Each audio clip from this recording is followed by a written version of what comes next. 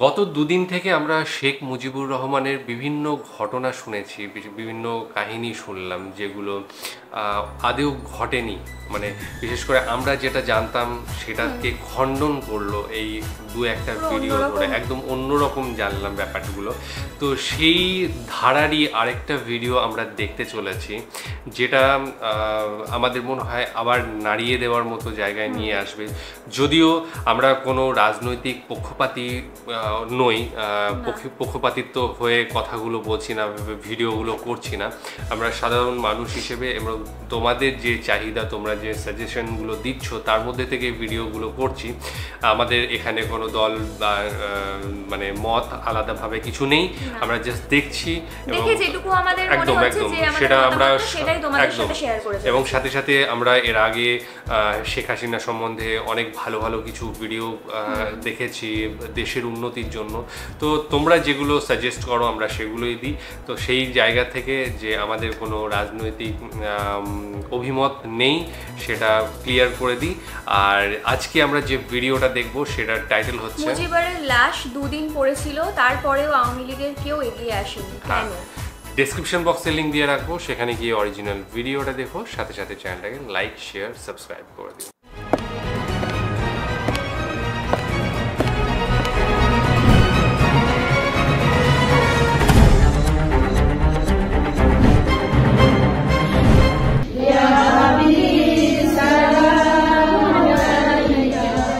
এটা 2022 সালের 15 আগস্ট, জাতীয় শোক দিবসের একটি চিত্র।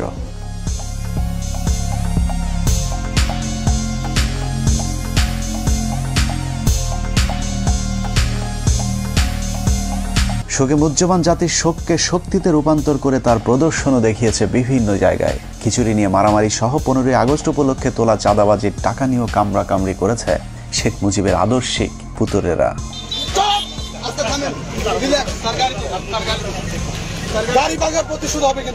গরু আর কি দেয় অনেকেই দেখছে। এই যে আমার এই দেখেন জামা জামা ছেড়ছে এবং এখানে একটা বাড়ি করছে, যা মনে করেন দেখানোর মতো না। মানে এরকম ঘটনা সারা বিশ্বে বাংলাদেশের আওয়ামী লীগ দল ক্ষমতায় থাকছে। ক্রিকেট ম্যাচ হয়েছে না কালকে বরগুনায়,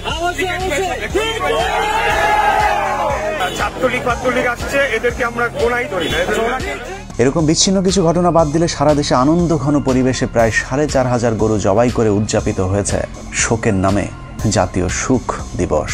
সারাদিন আনন্দ উল্লাস শেষে আওয়ামী নেতারা রাতে মদ বা মাদক সেবনের মাধ্যমে শেখ মুজিবের আত্মার শান্তি কামনাও করেছেন বিভিন্ন জায়গায়। সেই সাথে শেখ মুজিবকে জাহান্নামের সর্বোচ্চ জায়গায় রাখার জন্য মহান রাব্বুল আলামিনের কাছে ফরিয়াদ জানিয়েছেন শেখ মুজিবের উম্মতেরা। বঙ্গবন্ধুকে আল্লাহ যেন জাহান্নামের ভালো জায়গায় স্থান করে দেয়, আল্লাহ যেন তাদের মুনাজাত কবুল করেন। আশেকানদের এরূপ ভালোবাসায় পীর সাহেবের বাস কোন দিক দিয়ে কয়টা ঢুকছে সেটা একটু অনুমান করতে থাকুন। আমরা ততক্ষণে একটু 1975 থেকে ঘুরে আসি। এটা 1975 সালের 15 আগস্ট। বিদেশি সংবাদ মাধ্যমগুলো বলছে, পরিবেশ দেখে মনে হচ্ছে এই শহরে যেন তেমন কিছুই ঘটেনি। And this is how Dhaka looks today. The same tanks on the streets, soldiers still on guard, and yet it is almost as if nothing had happened. কিন্তু আজকের পরিস্থিতি সম্পূর্ণই ভিন্ন। শেখ মুজিবের নাম ধরে কথা বলাও যেন এখন মহা অপরাধ। কিন্তু সেদিন গোলাবারুদ ছাড়া কামান নিয়ে কর্নেল ফারুক শেখ মুজিবের গোষ্ঠী শুদ্ধ রফা দফা করে দিলেও শেখ মুজিবের এত ভালোবাসার মানুষেরা একজন এগিয়ে আসেনি। কেউ কোনো পদক্ষেপ নিল না। ওই লাশ পড়ে থাকলো 32 নম্বরে। ধরে নিলাম অবস্থা ভয়াবহ খারাপ ছিল, কিন্তু কখনো কি চিন্তা করে দেখেছেন যে দেশে সালমান শাহের মতো একজন চিত্রনায়ক মারা যাবার পর শোকে 7 জন মানুষ আত্মহত্যা করতে পারে, সেই দেশে এমন একজন মুজিব প্রেমীও কি ছিল না, যিনি কিনা মুজিবের ভালোবাসায় অন্তত আত্মহত্যা করতে পারত? আসলে শেখ মুজিবের প্রতি এখনকার আলগা প্রীতি আর তখনকার পরিস্থিতি ছিল সম্পূর্ণ ভিন্ন রকম। একটি মানুষ ছিল না সাহস করে এগিয়ে আসার, একটি মানুষ ছিল না প্রতিবাদ করার। 15 আগস্ট থেকে 16 আগস্ট ওই লাশ পড়েছিল। কেন কেউ এগিয়ে আসেনি সেটাই আজকের অনুসন্ধানের মূল বিষয়। আজকে যারা শেখ হাসিনাকে দেখছেন তাদের অনেকেরই ধারণা শেখ হাসিনা খারাপ হলেও মুজিব খুবই ভালো মানুষ ছিলেন, কিন্তু বাস্তবে শেখ হাসিনা তার পিতার ডুপ্লিকেট কার্বন কপি। দুজনেই পেছনে তেল নিতে পছন্দ করতেন, কিন্তু সমালোচনা সহ্য করতেন না। এই যে নতুন সিস্টেমে যাচ্ছি আমি। হাসিনার মতো শেখ মুজিবুর দুর্নীতিবাজ, তেলবাজার, চোর বাটপার নেতাদের কাছে রেখে যোগ্যতা সম্পন্ন সৎ মানুষগুলোকে সরিয়ে দিয়ে নিজের বিপদ নিজেই ডেকে এনেছিলেন। মেজর ডালিম বলছি, শেখ মুজিব ও তার খুনি দুর্নীতিবাজ সরকারকে উৎখাত করা হইয়াছে। এ বিষয়ে সংবিধান, সাংবিধানিক আইন ও রাজনীতি বাংলাদেশ প্রসঙ্গ বইয়ের 52 নম্বর পৃষ্ঠায় বলা হয়েছে, স্বাধীনতা পূর্ব মুজিব আর প্রধানমন্ত্রী হিসাবে মুজিবের মধ্যে রয়েছে আকাশ পাতাল পার্থক্য। বঙ্গবন্ধু হিসাবে মুজিব ছিলেন চমৎকার, কিন্তু প্রধানমন্ত্রী হিসাবে অত্যন্ত দুর্বল। সেই সরকার অনেক ভুল করেছে এবং সেটা আমাদের অর্থনীতিতে ভীষণভাবে আঘাত করে। বইটির 161 নম্বর পৃষ্ঠায় বলা হয়েছে, মুজিব সারা জীবন গণতন্ত্রের জন্য সংগ্রাম করেছেন, কিন্তু ক্ষমতায় যাবার পর তিনি গণতন্ত্রকে প্রাতিষ্ঠানিক রূপ দিতে চাননি। এভাবে স্বাধীনতা পূর্ব বঙ্গবন্ধু আর স্বাধীনতা পরবর্তী স্বৈরাচার মুজিবের মাঝে বিস্তর ফারাক দেখা যায়। The Awami League cadres were armed and the opposition political movement were harassed. Sheikh Mujib প্রসঙ্গে সেক্টর কমান্ডার মেজর জলিল তার অরক্ষিত স্বাধীনতায় পরাধীনতা বইয়ের 35 নম্বর পৃষ্ঠায় লিখেছেন, মুক্তিযুদ্ধের জনক হিসেবে পরিচিত মুজিব মুক্তিযুদ্ধের চেতনায় পুরোপুরি বিশ্বাসী ছিলেন না বলেই মুক্তিযুদ্ধের পর তার মধ্যে পরিলক্ষিত হয় মারাত্মক দ্বন্দ্ব আর অস্থিরতা, যে কারণে তিনি কখনো রাষ্ট্রপতি আবার কখনো প্রধানমন্ত্রী হয়েছেন। মুক্তিযুদ্ধ শেষ হবার পর দেশে ফিরেই শেখ মুজিবের মাথায় কিভাবে ক্ষমতাকে কুক্ষিগত করা যায় সেই চিন্তায় ঘুরপাক খাচ্ছিল, যে কারণে মুজিবনগর সরকারের সিদ্ধান্ত অনুযায়ী শেখ মুজিব রাষ্ট্রপতি। তবে তার অনুপস্থিতিতে সৈয়দ নজরুল ইসলামকে সরিয়ে তার রাষ্ট্রপতি হবার কথা, কিন্তু শেখ মুজিব রাষ্ট্রপতি না হয়ে প্রধানমন্ত্রী হতে চাইলেন, কারণ প্রধানমন্ত্রীর ক্ষমতা রাষ্ট্রপতির চাইতেও বেশি। 10 জানুয়ারি ভারত থেকে ফিরে ঢাকা বিমানবন্দর থেকে ট্রাকে করে রেসকোর্স ময়দানে যাওয়ার পথেই মুজিবুর রহমান তাজউদ্দিনের কানে কানে বললেন, তাজউদ্দিন, আমি কিন্তু প্রধানমন্ত্রী হব। যে তথ্যটি তাজউদ্দিন আহমেদের মেয়ে শারমিন আহমেদ তার লেখা তাজউদ্দিন আহমেদ নেতা ও পিতা বইতে উল্লেখ করেছেন। যেই কথা সেই কাজ। মুজিবনগর সরকারের অস্থায়ী সংবিধান বাতিল করে 11 তারিখে নতুন সংবিধান আদেশ জারির পর 12 তারিখে তাজউদ্দিনকে সরিয়ে প্রধানমন্ত্রীর চেয়ারে বসেন শেখ মুজিব। তার ঠিক 10 দিন পর 22 জানুয়ারি রাষ্ট্রপতির পদ থেকে সৈয়দ নজরুল ইসলামকে সরিয়ে মুজিবের পছন্দের মানুষ বিচারপতি আবু সাইদ চৌধুরী ও পরে মোহাম্মদ উল্লাহকে রাষ্ট্রপতির পদে বসান। তবে দুজন রাষ্ট্রপতির সাথে মুজিব চাকরের মতো আচরণ করতেন। সংবিধান, সাংবিধানিক আইন ও রাজনীতি বাংলাদেশ প্রসঙ্গ বইয়ের 47 নম্বর পৃষ্ঠায় বলা হয়েছে, 72 থেকে 75 শেখ মুজিব প্রধানমন্ত্রী থাকাকালীন দুজন রাষ্ট্রপতির একজনকেও তিনি পাত্তা দিতেন না। মুজিবের অগণতান্ত্রিক ও অসাংবিধানিক কাজের বিরুদ্ধে কথা বলার সাহস ছিল না তাদের। একই পৃষ্ঠায় বলা হয়েছে, মুজিব আর ক্যাবিনেট সদস্যদের সম্পর্ক ছিল প্রভু আর ভিত্তের মতো। ক্ষমতা পেয়ে বদলে যাওয়া মুজিবের এক না এক তন্ত্রের বিরুদ্ধে যে যখন প্রতিবাদ করেছে তাকেই তিনি তখন শায়েস্তা করেছেন। স্বাধীনতার দলিলপত্রের প্রথম খণ্ডে শেখ মুজিবের মাস্তানির এক ভয়ঙ্কর বর্ণনা তুলে ধরা হয়েছে, যেখানে বলা হয়েছে 1972 সালের 11 এপ্রিল কে ওবায়দুর রহমান সংসদে বলেন, এ পরিষদ যদি সার্বভৌম না হয় তাহলে মন্ত্রিসভার ক্ষমতার উৎস কোথায়? মাননীয় স্পিকার, আমার দাবি অবিলম্বে এই গণপরিষদকে স্বাধীন বাংলাদেশের পার্লামেন্ট হিসেবে ঘোষণা করা হোক। এ কথা বলার সময় তাকে বারবার থামিয়ে দিচ্ছিলেন মুজিবের তেলবাজ স্পিকার আব্দুল মালেক উকিল। স্পিকার কোনোভাবেই কে ওবায়দুরকে থামাতে না পারলে শেখ মুজিব স্পিকারকে বলেন, মেম্বারদের একটা বিষয়ে হুঁশিয়ার করতে চাই, স্পিকার যখন কথা বলেন তখন আর কারো কোনো কথা বলার অধিকার নাই, বললে তাকে পরিষদ থেকে বের করে দিতে পারেন। অথচ সংসদের ভেতরে স্পিকারকে প্রধানমন্ত্রীর এ ধরনের আদেশ নির্দেশ সম্পূর্ণভাবে বেআইনি। শেখ মুজিবের স্বৈরতন্ত্রের বিরুদ্ধে আরও অনেকেই কথা বলা শুরু করলে বিক্ষুব্ধ গণপরিষদ সদস্যদের শায়েস্তা করবার জন্য শেখ মুজিব ভয়ঙ্কর এক অদ্ভুত আইন তৈরি করেন, যার নাম গণপরিষদ সদস্য পদ বাতিল আদেশ। জনগণের দ্বারা নির্বাচিত প্রতিনিধিদের বিরুদ্ধে এ ধরনের আইন আজও পর্যন্ত পৃথিবীতে বিরল। এই আইনের মাধ্যমে শেখ মুজিব যখন যাকে ইচ্ছে হয়েছে গণপরিষদ সদস্যের পদ থেকে বহিষ্কার করেছেন। আইনটি পাশের মাত্র 3 মাসের মধ্যে 46 জন এমপিকে বরখাস্ত করেন একনায়ক মুজিব। একের পর এক শেখ মুজিবের স্বৈরতান্ত্রিক আইন পাশের বিরুদ্ধে তৎকালীন তরুণ parliament member barrister Amirul Islam Sheikh মুজিবকে বলেন, আপনি একা এ ধরনের আইন তৈরি করতে পারেন না, কোনো আইন তৈরি করতে হলে অবশ্যই আইন পরিষদের অনুমতি নিতে হবে। এতে ক্ষিপ্ত হয়ে মুজিব আমিরুল ইসলামকে বলেন, তুমি একজন অদক্ষ যুবক, তুমি দেশ পরিচালনার কি জ্ঞান রাখো? একই পৃষ্ঠায় বলা হয়েছে, মুজিব জরুরি অবস্থার ভয় দেখিয়ে বলেন, আমি চাইলে 3 বছরের জন্য কোনো কথা হবে না, কোনো সমালোচনা সহ্য করা হবে না, কোনো গণতন্ত্র চলবে না। যে কারণে বইটির 161 নম্বর পৃষ্ঠায় শেখ মুজিবকে মাতাল মদখোর ড্রাইভারের সাথে তুলনা করা হয়েছে। বিখ্যাত ইতিহাসবিদ ব্যারিস্টার আব্দুল হালিম তার বইতে লিখেছেন, মুজিব ছিল প্রাতিষ্ঠানিক শিক্ষাহীন নেতা, গণতন্ত্রে অশিক্ষিত মূর্খ নেতা হলো মাতাল ড্রাইভারের মতো। শেখ মুজিবের করুণ পরিণতির জন্য যে আইনটি নিয়ামক হিসাবে ভূমিকা পালন করেছে তা হল রক্ষী বাহিনী অ্যাক্ট। 1972 সালের 8 ফেব্রুয়ারি ভয়ঙ্কর জাতীয় রক্ষী বাহিনী আইন পাশের মাধ্যমেই সেনাবাহিনীকে খেপিয়ে তুলেছিলেন Mujib. State apparatus and physical force. So Rakhi Bahini was launched. The Awami League cadres were armed and the opposition political movement were harassed. সেনাবাহিনী যেন তাকে কখনো ক্ষমতা থেকে সরাতে না পারে সেজন্যই মূলত তিনি সেনাবাহিনীর আদলে এই বাহিনী গড়ে তোলেন, যা পৃথিবীর ইতিহাসে আজ পর্যন্ত কোনো রাষ্ট্রপ্রধান করেননি। এ প্রসঙ্গে শেখ মুজিবের রাজনৈতিক সহচর মিজানুর রহমান চৌধুরী লিখেছেন, রক্ষী বাহিনীর তত্ত্বাবধানের দায়িত্ব ছিল শেখ মুজিবের রাজনৈতিক সচিব তোফায়েলের উপর, যে কারণে রক্ষী বাহিনীর পোশাক সহ যে কোনো সুযোগ সুবিধা খুব দ্রুত শেখ মুজিবের কাছ থেকে অনুমোদন করানো যেত। কিন্তু সেনাবাহিনীর ক্ষেত্রে তা ছিল সীমিত।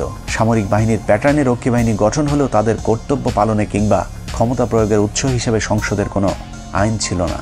এক পর্যায়ে রক্ষী বাহিনীকে আইন শৃঙ্খলা রক্ষায় পুলিশের মতো দায়িত্ব দেওয়া হয়, বিশেষ করে জাসদ কিংবা চীনপন্থীদের অর্থাৎ ভারত বিরোধীদের দমন করার জন্য নামানো হয়।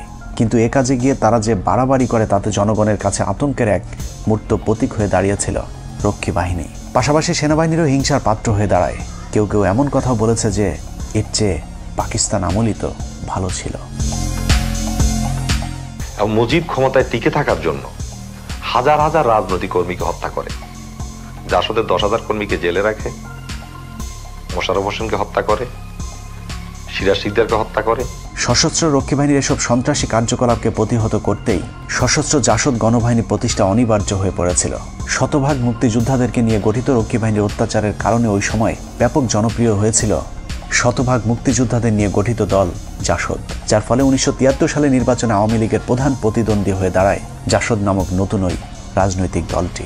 মানুষের সিভিল রাইট এবং মানুষের ফান্ডামেন্টাল রাইটস এগুলি কাঠিল করে দিয়ে মুজিব ক্ষমতা থাকার চেষ্টা করে।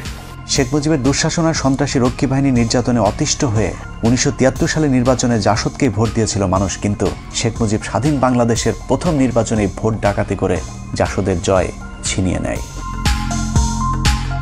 সংবিধান, সাংবিধানিক আইন ও রাজনীতি বাংলাদেশ প্রসঙ্গ বইয়ের 51 পৃষ্ঠায় শেখ মুজিবের ভোট চুরির এক অকল্পনীয় বর্ণনা দেওয়া হয়েছে, যেখানে বলা হয়েছে 1973 সালে নির্বাচনে ভোট গ্রহণ শেষে যখন বেতার টিভিতে ফল ঘোষণা হচ্ছিল, তখন আওয়ামী লীগ যখন দেখল তাদের প্রথম সারির কয়েকজন নেতাই পরাজিত হয়েছে, তখন তাদের মধ্যে আতঙ্ক কাজ করেছিল, যে কারণেই তারা মিডিয়া কুয়ের আশ্রয় নেয়। কেন্দ্রীয় প্রচার কমিটিকে বাদ দিয়ে গণভবনের কন্ট্রোল রুমে ফলাফল প্রচারের দায়িত্ব নিয়ে ভোট গণনা বন্ধ করে দেওয়া হয়। আওয়ামী লীগের কতিপয় নেতাকে জোর করে জেতানোর জন্য কয়েকটি কেন্দ্রে হেলিকপ্টার পাঠিয়ে সেখানকার ব্যালট বাক্স ছিনিয়ে এনে নতুন ব্যালট রেখে আসা হয় ভোট কেন্দ্রগুলোতে। সর্ববৃহৎ ভোট পেয়ে আমার বাবা পুরো বাংলাদেশের মধ্যে সর্ববৃহৎ ভোট পেয়ে এমপি হয়েছিল এবং বিবিসি থেকে ডিক্লেয়ার দিয়েছিল। কিন্তু শেখ মুজিব উঠে সহ্য করতে না পারে আমার বাবার বিরুদ্ধে যে দাঁড়াছিল এম সিদ্দিক, ও মাত্র 10,000 ভোট পাইছিল, আমার বাবা পেয়েছিল 90,000 ভোট। তারপরে ওকে ডিক্লেয়ার দিছে, আমার বাবাকে বল প্রয়োগ করে এবং ঘেরাও, ও আমার বাবাকে বাড়ির মধ্যে ঘেরাও রেখে এই কাজটা করা হয়েছিল।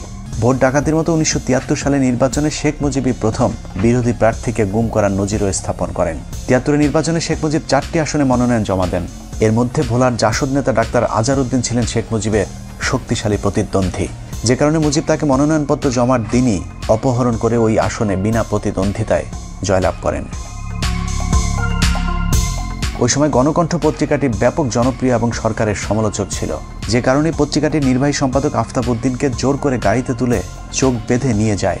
তাদের বিরুদ্ধে কোনো কথা পত্রিকায় লেখা যাবে না শর্তে রাত 9টার দিকে তাকে ছেড়ে দেওয়া হয়, যে তথ্যটি জাসদের উত্থান পতন অস্থির সময় রাজনীতি বইয়ের 98 পৃষ্ঠায় উল্লেখ করা হয়েছে। জাতীয় নির্বাচনের মতো সব নির্বাচনেই ভোট চুরিতে জড়িত ছিল মুজিব ও তার পরিবার।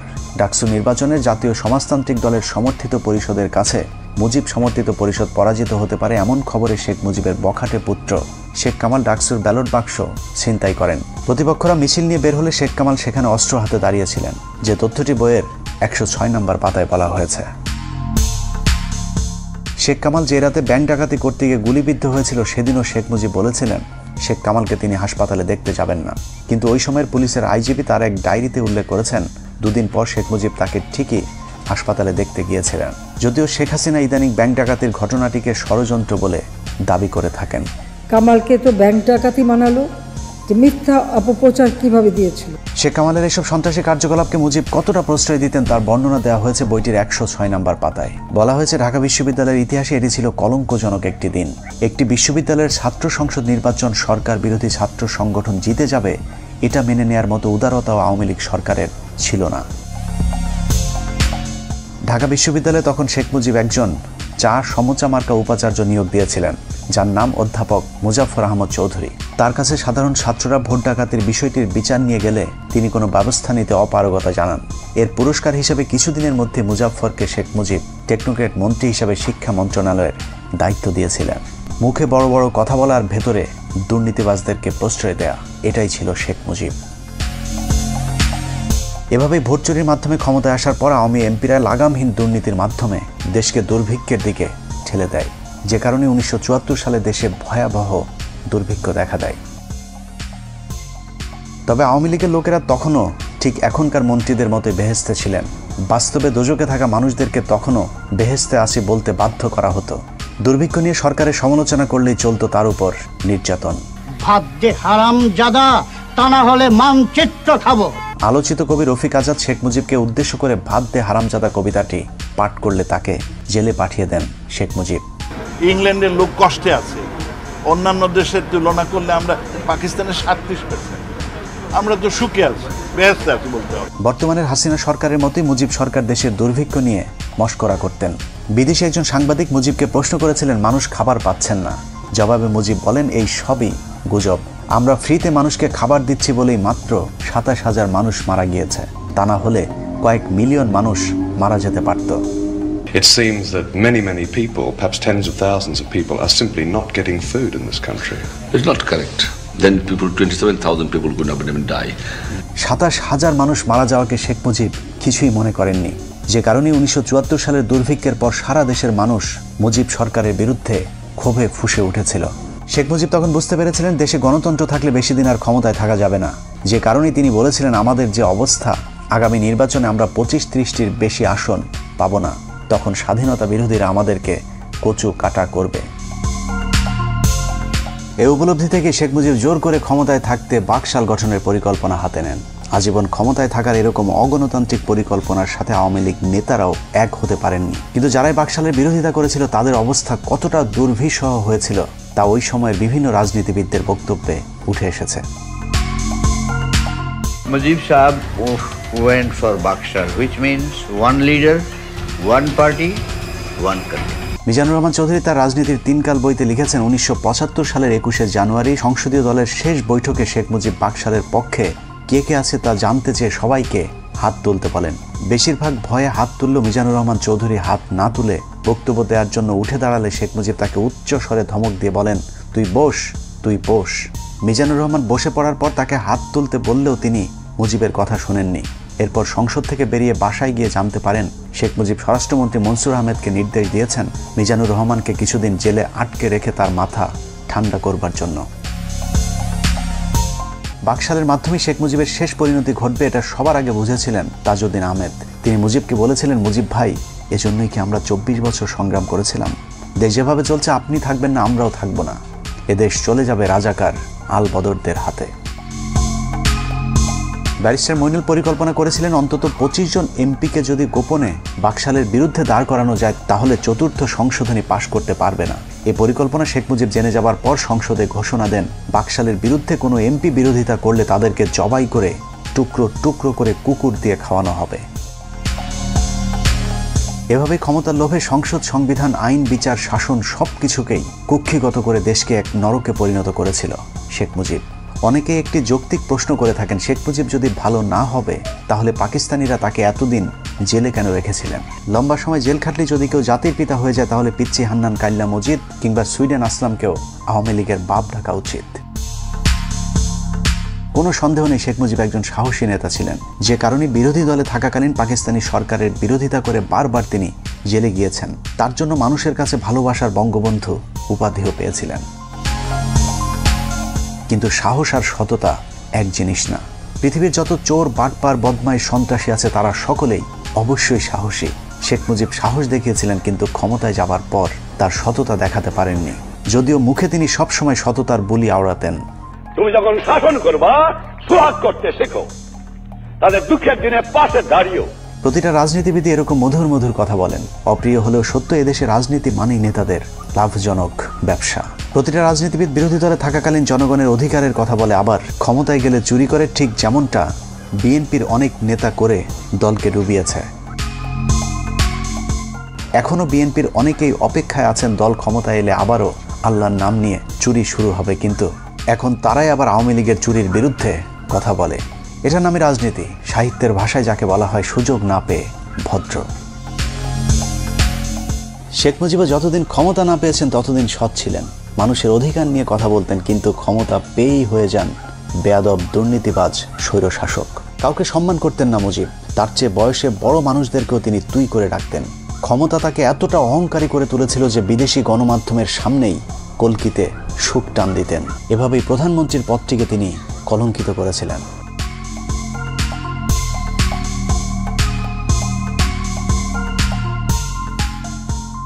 এসব কারণে মুজিবের মৃত্যুতে কেউ এগিয়ে আসেনি। সারা দেশের মানুষ মিষ্টি বিতরণ করে খেয়েছিল। ঢাকা শহরের কোনো দোকানে সেদিন মিষ্টি খুঁজে পাওয়া যায়নি। একটি মানুষ ছিল না প্রতিবাদ করার? কেন করতে পারেনি?